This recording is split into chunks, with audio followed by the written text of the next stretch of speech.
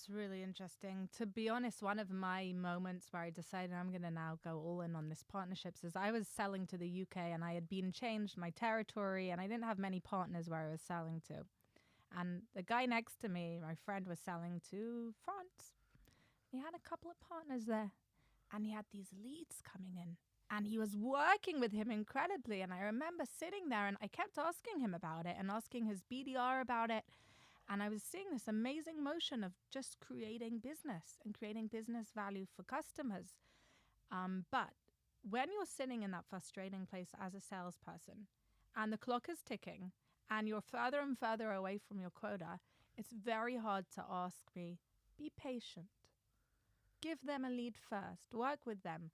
So how can we also speed things up when it comes to partnerships? Because I get that we've got to give it time in the long run, but I also get that we need to have some ROI and we need to be moving and we need to be making things happening and it can't be too sleepy.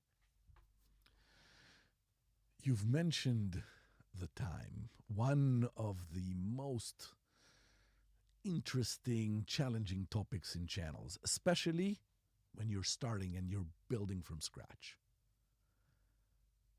I told you the number of years and 20 years in channels out of the 30-year career, more or less.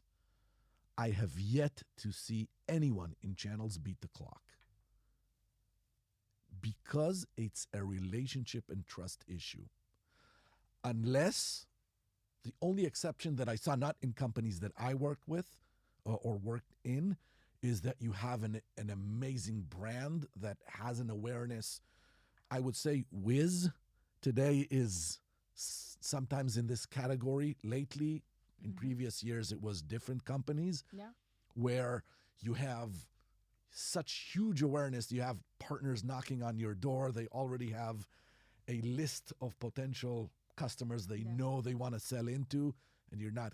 Otherwise, 99% of the cases, I would talk to the partner and the rep would say, let's do 1 + 1 + 1. I give you one, you give me one, and we go together to find the third one.